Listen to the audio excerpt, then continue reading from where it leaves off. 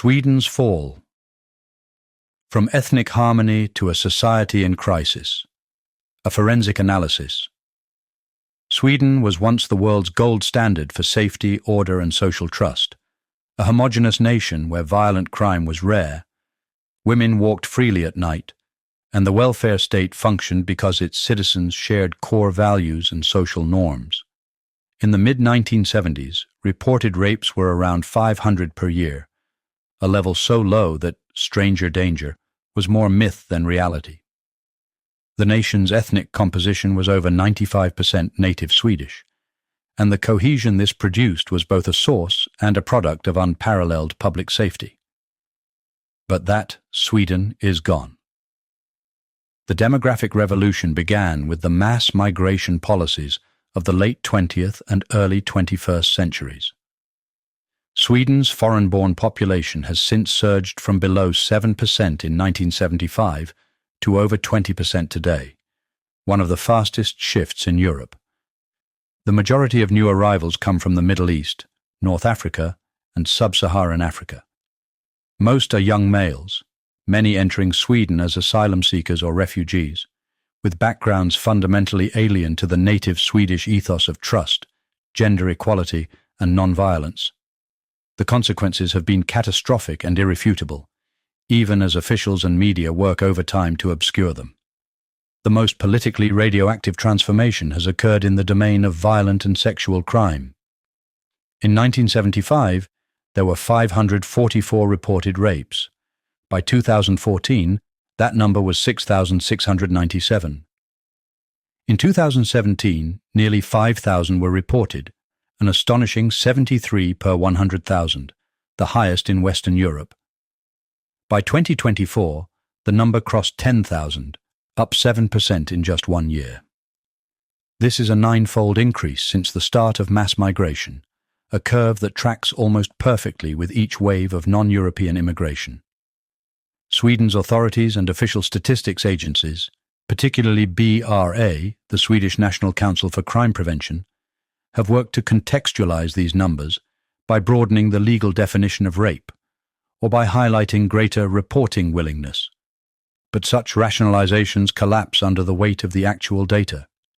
Even after controlling for new legal definitions, victimization surveys show that up to 80% of sexual assaults still go unreported, meaning the true scale is far larger than the official record. What cannot be denied, even when it is never headlined in the legacy press, is the explosive overrepresentation of immigrants, especially non-European males, among those convicted of rape, gang rape, and violent assault.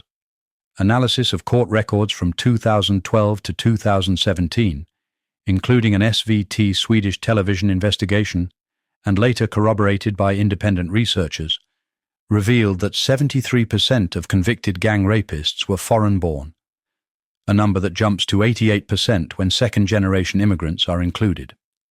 Stranger assaults, once virtually unknown, are now overwhelmingly the domain of foreign-born offenders, 75% in the most rigorous samples, with 40% hailing from the Middle East and Africa.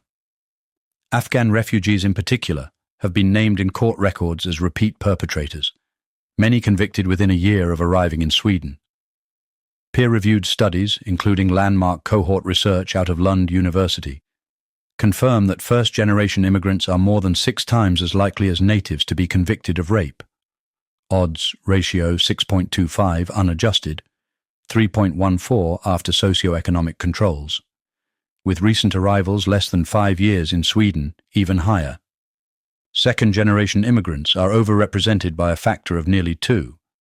These are not outlier findings. Data from as far back as 1994 already flagged that non-Europeans were over 20% of rape arrestees, despite being a tiny share of the population. More recent analyses find that the second-generation overrepresentation is rising, not falling, despite decades of integration efforts, signaling an intergenerational and potentially permanent shift. Gang rape, once a near-unknown crime in Sweden, has become a gruesome symbol of the new era. More than 80% of convicted gang rapists are from immigrant backgrounds, mostly non-European. These crimes are disproportionately violent, often targeting native Swedish women and girls. Many of the perpetrators are protected from deportation by fast-tracked citizenship, youth sentencing policies, or the inability of Sweden's government to admit that these acts are not integration failures, but the logical result of importing incompatible cultures and social pathologies. How has this transformation been allowed to proceed? The answer is institutionalized denial and suppression of the truth. Swedish authorities have actively discouraged police from recording or releasing the ethnic or immigrant status of crime suspects. Court records are sealed, media coverage deliberately omits relevant details, and government agencies adjust their methodologies to mask the demographic link. When court cases become too public to suppress, the narrative is reframed as a socio-economic problem, never a demographic one. Victims, overwhelmingly Swedish women, are denied justice, as the welfare and judicial systems tie themselves in knots to avoid stigmatizing foreign communities. Hospitalizations from sexual assault and violent crime have soared. Surveys show native Swedes now live in fear, avoid once safe neighborhoods, and see their children's future as fundamentally less secure. This is not just Sweden's story.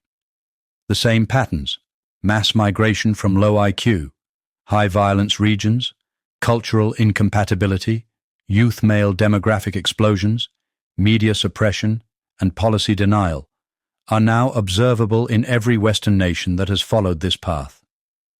The correlation between ethnic replacement and violent crime, especially sexual violence, is so strong that only willful blindness or outright dishonesty can obscure it.